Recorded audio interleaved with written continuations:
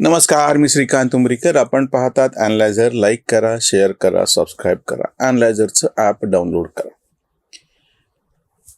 शिवसेनेच्या वर्धापन दिनाच्या कार्यक्रमामध्ये उद्धव ठाकरे यांनी जे काही अकलेचे तारे तोडले, जे काही टोमणे मारले आणि असं गमतीनं म्हणलं जाते की उरलेले जे काही कार्यकर्ते, खासदार, आमदार आहेत ते पण पक्षातून बाहेर जायची वाट मोकळी झाली.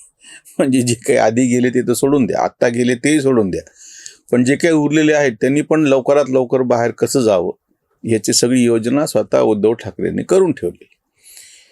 बाकीच्यात मी बोलत नाही. याच्यापूर्वी पण 2 व्हिडिओ केले. जवळपास रोजच एक व्हिडिओ आमचा त्याच्यावरती येतोय, त्याच्या एकेका वाक्यावरती येतोय. पण आताचं एक वाक्य जे आहे की त्यांनी त्या मेळाव्यामध्ये घंटातज्ञ उल्हास बापट यांचं त्यांच्याशी झालेला जो काही फोन कॉल होता तो ऐकवला.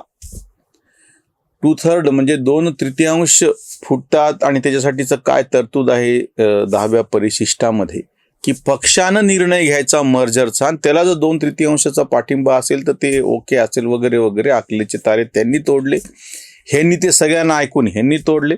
म्हणजे उरलेले पण जे काही आमदार, खासदार आणि कार्यकर्ते, नगरसेवक त्यांनी म्हणले आता इथून पुढे जय महाराष्ट्र निघून जावं, हेच उत्तम. काय बघा की मी त्याच्यातले आता खोलातही जात नाही. काही व्हिडिओ पण आलेले आहेत, आवर्जून सांगतायत, भावनी पण व्हिडिओ केलेला आहे, तज्ज्ञ सांगतायत की 2/3 म्हणजे 2/3 म्हणजे एकूण जे विधिमंडळातले तुमचे सदस्य आहेत त्याच्यातल्या 2/3 निर्णय घेतल्याच्या नंतर बऱ्याच ठिकाणी घडलेलं पण आहे. आणि हे वेगळंच काहीतरी अकलेचे तारे तोडाल ते एक वेळ मी बाजूला ठेवतो. तुम्हाला पक्ष, ज्याचं मी शीर्षक केलेले, तुम्हाला पक्ष हा घंटातज्ञाला हाताशी धरून चालवायचा आहे का कार्यकर्ते हाताशी धरून चालवायचे? केवळ राजकीय पक्षाचं नाही, कितीतरी म्हणजे संघटना सामाजिक पातळीवरच्या मी आज बघितल्या. माझ्या स्वतःच्या लहानपणापासून परभणी माझ्या गावामध्ये, आणि माझं घर हे चळवळीचं केंद्र होतं. आणि केवळ शेतकरी संघटना नंतर आले, त्याच्या आधीसुद्धा समाजवादी असो, साम्यवादी असो, आंबेडकरवादी असो, संघवाले असो, ह्या सगळ्या चळवळीतले लोक ज्या निष्ठेनं काम करताना मी बघितले, ते म्हणजे पक्ष, ते म्हणजे संघटना आहे. पक्ष तर थोडासा अजून वेगळी गोष्ट, मी संघटना असं ह्याच्यावरती जास्त भर देतो. राष्ट्र सेवा दल नावाचं सेवा दल समाजवाद्यांचं होतं. त्याच्यानंतर काँग्रेस सेवा दल होतं, ते पण सेवा दल होतं. राष्ट्रीय स्वयंसेवक संघ होता. कम्युनिस्टांचं सुद्धा अतिशय पक्की अशी बांधणी होती. एक ना एक त्यांचा कार्यकर्ता अतिशय म्हणजे काय म्हणतील त्याला हाडामासाचा कार्यकर्ता आणि निष्ठेनं काम करणार. माझ्याच घरचा एक प्रसंग मी तुम्हाला सांगतो. चेतक नावाची गाडी बजाजची, तेव्हा तिच्यासाठी डॉलर मोजावं लागायचे. आमच्या एका आतेबळीनं ती मदत केली आणि बाबांनी मग तिला भारतात आल्याच्या नंतर भारतीय रुपये त्याच्या बदल्यातले दिले. ती गाडी आमच्याकडे असल्यामुळे कोणाला सोडायचं वगैरे असलं की आवर्जून बाबा सांगायचे, आणि आम्ही गाडी शिकलेलं असल्यामुळे कौतुकही वाटायचं गाडीवरती कोणाला तरी नेलं. मी घरी आलो तर प्रत्यक्ष बैठकीमध्ये जे बसलेले म्हातारे गृहस्थ, त्यांच्या डोळ्याला काळा चष्मा घातलेला. यापूर्वी पण मी प्रसंग सांगितले, आज आवर्जून सांगतो परत. पांढरा साधा मळलेला सदरा आणि खाली धोतर. बाबा म्हणले यांना बस स्टँडला सोडून येईन, कळमनुरीच्या गाडीत प्रत्यक्ष बसवून. बरं, मी त्यांना गाडीवर बसवलं, बस स्टँडला नेलं. ती गाडी लागायला थोडा वेळ होता, थांबलो, गाडीत त्यांना बसवलं. घरी आल्याच्या नंतर बाबांना विचारलं की अहो मी त्यांना सोडलं, पण ते कोण होते? ते म्हणे अरे ते आमदार आहेत ना कळमनुरीचे, कॉम्रेड विठ्ठलराव पाटील चिंचुर्डीकर, विठ्ठलराव नाईक चिंचुर्डीकर. कम्युनिस्टांचं सांगतोय मी वैचारिक त्यांना किती विरोध करायचा ते करेल, पण ते कार्यकर्ते इतके साधे मी स्वतः बघितलेले आहेत. संघाचे कार्यकर्ते संघवाल्याकडेच नाही, बाकीच्यांकडे जाऊन कार्यक्रम असला की हक्कानं तुमच्या म्हणजे 4 पोळ्या, 10 पोळ्या, बटाट्याची भाजी ह्या पद्धतीची करून ठेवा, आम्ही न्यायला येऊ. वेगवेगळ्या घरामध्ये जे संघाचे स्वयंसेवक नाहीत अशाही घरामध्ये जाऊन संघाचे कार्यकर्ते त्यांच्या मोठ्या कार्यक्रमासाठी पोळी आणि बटाट्याची भाजी गोळा करताना मी स्वतः बघितलेले आहे. संस्कार वर्ग घेणारे काँग्रेस सेवा दलाचे कार्यकर्ते आमच्याकडे होते.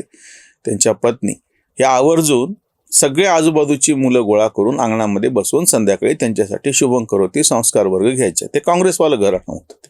अशी मी तुम्हाला कितीतरी उदाहरणं सांगतो की ह्या सगळ्या चळवळीतले कार्यकर्ते, समाजवाद्यांच्या तर त्याच्यातलं सगळं कितीतरी गोष्टी आमच्या घरात असो किंवा बाबाचे बाकीचे त्या चळवळीतले मित्र असो, शेतकरी कामगार पक्ष, तेव्हा शेतकरी संघटना म्हणत नाही, की ते सगळे, कुठलाही मोठा नेता जरी आला तरी तो घरी कसा उतरायचा आणि घरी खाऊन पिऊन, ते काही गेस्ट हाऊस कल्चर नव्हतं तेव्हा.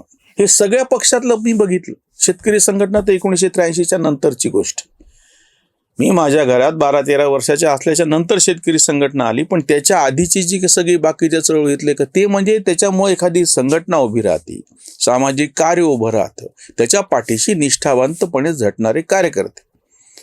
आता हे जे सगळं घंटातज्ञाचं पीक आलेलं आहे, त्यांना तुम्ही इतकी जाहीर असं त्याचे फोन कॉल तुम्ही ऐकायला लागलात कार्यकर्त्यांना. माझं स्वतःचं, माझे आजोबा आमच्या मराठवाड्यातल्या भागातले सुरुवातीच्या वकिलाच्या फळीपैकी एक, 1885ला ते हैदराबादहून 88ला काहीतरी ते शिकून आले, ते परीक्षा वकिलीची हे 95ला 1895ला, आणि 1901 1902ला काहीतरी ते आमच्या घराचं बांधकाम तिथं हे केलेलं आहे, तिथून त्यांची सुरुवात झालेली. इतके जुने वकील ते.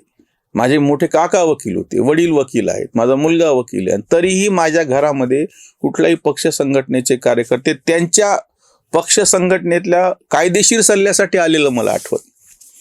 सगळे आलेले ते प्रत्यक्ष म्हणजे वकील असलेले तेव्हाचे माझ्या परभणी ह्याच्यातले कितीतरी, किंवा तेव्हाचे राजकीय कार्यकर्ते बहुतांश जण वकीलच होते. आणि हे सगळे लोक कायदेशीर त्या लढाईमध्ये नव्हते, म्हणजे कायदेशीर लढाईच नव्हती तेव्हा प्रत्यक्ष काम करणारे हे लोक होते. आणि आता मात्र कार्यकर्ते राहिले बाजूला आणि तुम्हाला घंटातज्ञांचं महत्व वाटायला लागलं. बरं, एकदा नाक कापून घेतल्याच्या नंतर सुद्धा अनुभव नाही आला. एकदा पोळल्याच्या नंतर, दूध पोळल्याच्या नंतर ताकही फुंकून पितो, इथं तर अशी परिस्थिती आहे, तुम्हाला हवा पोळली तरी तुम्ही दूधही फुंकून प्यायला तयार नाही जा. दूध तर गरम असणारच तरी तुम्ही ते प्यायला बसलेला. 4 वर्षापूर्वी या घंटातज्ञांच्या नादाला लागून तुमचं काय झालं खेळ खंडोबा, अजून कोर्टात चालू आहे ती केस. आणि इतक्या उपर सुद्धा निकाल कुठलाही काही लागो, निवडणूक आयोग त्याच्यामध्ये सांगणार की हा आमचा अधिकार आहे. त्याच्यानंतर कुठल्याही बाजूने निकाल लागो, मी तुम्हाला सांगतो काही उपयोग होणार नाही, कारण की ती विधानसभा संपून गेलेली आहे. पण नाही, त्यांची मतं तुम्हाला घ्यायची हौस आणि त्याच्यावर अवलंबून राहायची हौस.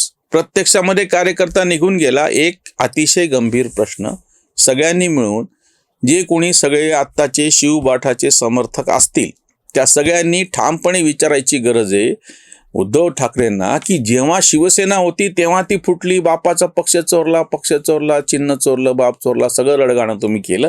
आता जी फूट पडलेली त्याला कोण जबाबदार आहे? ते कसे गद्दार आहेत काय ते नंतर बोंबा मारत बसूत. घंटातज्ञाला घ्या, तुम्ही कोर्टात जा, 50 वर्ष निकालते काय केस लढवत राहा, तो नाही मुद्दा. प्रत्यक्ष आता तुमचा पक्ष आहे, मशाल नावाचं त्याला चिन्ह आहे, मशाल चिन्ह आहे, शिवसेना उद्धव बाळासाहेब ठाकरे, शिवबाठ असं तुमच्या प्रत्यक्ष पक्षाचं नाव आहे. तो पक्ष का फुटला सांगा? शिवसेना फुटली, जुनी गोष्ट झाली, काहीच नाही. बरं, नुसता पक्ष फुटला असं नाही, अतिशय गाव पातळीवरची संघटना. तुम्हाला मी सांगतो, माझं परभणी आणि आता जिथे आहे ते छत्रपती संभाजीनगर, हे 2 असे आहेत की ज्या ठिकाणी शिवसेनेचा खासदार पहिल्यांदा निवडून आला 89 मध्ये. मुंबईच्या बरोबरीनं उरलेल्या महाराष्ट्रामध्ये एकूण जे जेमतेम 4 खासदार निवडून आले होते शिवसेनेचे, भाजपचे 10 निवडून आले होते तेव्हा, त्याच्यातले 2 इकडचे होते माझ्या परभणीतले, एक परभणीतला आणि एक इथला. मला सांगा तुम्ही की इतक्या आधीपासून म्हणजे 89 पासून त्याच्या आधीची म्हणजे 87ची इथली मला वाटतं महानगरपालिकेची निवडणूक, जेव्हा शिवसेना पहिल्यांदा 28 नगरसेवक त्याचे निवडून आलेले होते, तेव्हापासूनच मी सांगू शकतो. मी इथे 11वी-12वीचा विद्यार्थी होतो सरस्वती भुवन शिक्षण संस्थेमध्ये. प्रत्यक्ष काम करणारे कार्यकर्ते मला माहिती आहेत ना. माझ्या बरोबरचे मित्र कशा पद्धतीनं बाळासाहेबांवर त्यांची श्रद्धा होती आणि ते मार्मिकचा अंक जसं काही रोजची पोथी घ्यावी त्याचं पारायण करावं अशा पद्धतीनं ती आणली जायची आणि आमच्या हॉस्टेलवरती वाचली जायची. न खिचो कमा नको न तलवार निकालो, जब तोफ मुकाबिल हो तो अखबार निकालो, असं त्याच्यावरती लिहिलेलं होतं. मला ते चटकदार शेर असल्यामुळे फार चांगलं लक्षात आहे. मार्मिकच्या वरती लिहिलेलं. सामना वगैरे तेव्हा माझ्या माहितीप्रमाणे आलेलं नव्हतं आज.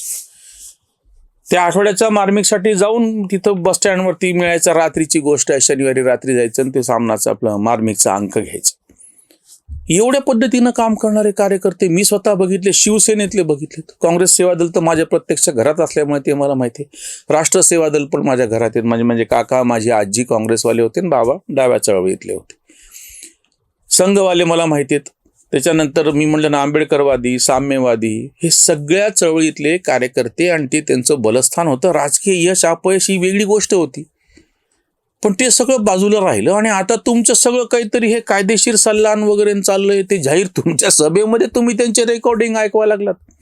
म्हणजे मला कळे ना की ह्यांना अजूनही शहाणपण यायची गोष्ट नाहीये. 4 वर्ष उलटून गेले. जुना जो काही धडा होता की बाजूला ठेवा, तुमचा आता पक्ष आहे, त्या पक्षाला बळकट करण्याच्या संदर्भामध्ये काय बघायचं ते बघा, ते राहिलं आणि तुम्ही बाकीच्याच गोष्टी सुरू केल्या सगळ्या. त्याचा परिणाम म्हणजे हे 6 खासदार फुटले, राहिलेले 3 आता पर्याय नाही म्हणून राहिलेत. ते आमदार केव्हा फुटतील काही आता पता नाही. हे जे काही होऊन बसलेलं आहे प्रत्यक्ष ते जे त्या दगड तो वरती डोंगराच्या ह्याच्यावरून शिखरावरून खाली घसरत निघालेला आणि थांबायलाच तयार नाही, तशातला प्रकार आहे हा. आणि त्याही वेळेस तुम्हाला काय सुचायला लागले की हे असे घंटा तज्ञांचे सल्ले की जे व्यावहारिकदृष्ट्या काही कामाचे नाहीत. त्याच्यामुळं एक फार अतिशय निष्ठावान असे शिवसैनिक आमचे मित्र आहेत. अजूनही ते बिचारे त्यांच्या म्हणण्याप्रमाणे त्यांची भक्ती आहे बाळासाहेबांचा मुलगा म्हणून उद्धव ठाकरेंवरती. त्याने एकदा अगदी तळमळून विचारलं होतं. भाऊंनी पण ते उदाहरण सांगितले. त्यांनाही तसंच कोणीतरी विचारलं असेल की नाही काय करायचं. म्हणलं काहीच नाही, सगळ्यात पर्यंत घंटा तज्ञांना दूर ठेवा, काही यांचे सल्ले फिल्ले घेऊ नका, काहीच करू नका. म्हणजे जे काही शिल्लक पक्ष आहे तो जर वाचवायचा असेल. आणि दुसरी महत्त्वाची गोष्ट म्हणजे अगदी खालच्या पातळीवरती समाजामध्ये जाऊन काम करणारे जे कार्यकर्ते होते ते सगळ्यात मोठं बळ होतं शिवसेनेचं. ज्या शेतकरी संघटनेमध्ये आम्ही काम केलेलं आहे तिथं साधी नोंदणीकृत संघटना सुद्धा नव्हती. अगदी आयुष्याच्या शेवटच्या टप्प्यावरती तिथली जी काही प्रॉपर्टी होती ती शरद जोशींनी सगळी त्याला एक ट्रस्ट केला, शेतकरी संघटना न्यास म्हणून त्याला दान केली, म्हणून ती नोंदणीकृत वगैरे सगळं करावं लागलं, अन्यथा त्याची गरज नव्हती. शिवसेनेचं तसंच होतं. शाखा प्रमुख आणि ते होते, बाकीच्या नोंदणी फिरणी पक्ष काय त्याचं सगळं हे नंतरच्या गोष्टी येते. आजही त्याच्यावरती कुठल्याच पक्षाचं काही अवलंबून नाही. तुम्हाला मी सांगतो, ज्या भारतीय जनता पक्षाच्या विरोधामध्ये तुम्ही एवढी बोंब करता त्यांचं बळ हे प्रत्यक्ष त्यांची सत्ता नाही आहे. त्यांचं बळ हे त्यांचे आजही जे कार्यकर्ते आहेत निष्काम पद्धतीनं काम करणारे, निस्वार्थ पद्धतीनं काम करणारे, भारतभर पसरलेलं प्रचंड मोठं जाळं आहे ते आहे. हे सगळे वारंवार सांगतायत, तुम्हाला अनुभव येतोय. प्रत्यक्ष तुम्ही त्यांच्याबरोबर 2014 पर्यंत 2019 पर्यंत निवडणुका लढून सगळं पाहिलं. सगळं असताना सुद्धा 2014ची विधानसभेचा अपवाद सोडला तर 2019 पर्यंत एकही निवडणूक अशी नाही की शिवसेनेने भाजपच्या शिवाय लढली. एवढं सगळं झाल्याच्या नंतर सुद्धा संघाच्या वेगवेगळ्या सगळ्या संस्था ज्या आहेत त्यांच्या कार्यकर्ते प्रचंड मोठ्या प्रमाणात हे तुम्हाला समोर दिसत असताना आणि तुम्ही त्याच्यातून शहाणपण घ्यायला तयार नाही. आता याच्या पलीकडं काय सांगावं. आणि हे जर असे घंटा तज्ज्ञ असतील तर उद्या पक्ष सगळा बंद करा. दिल्लीमध्ये सुप्रीम कोर्टाच्या बाजूला एक खोली घ्या आणि बसून राहा तिथं कोर्टबाजी करत. आणि यांना भरी भक्कम फीस म्हणजे त्याची रक्कम देऊन त्यांचं घर भरत करत राहा. बघूयात काय होतं ते. इथंच थांबूयात. धन्यवाद. कर्मजागृतीचा विधायक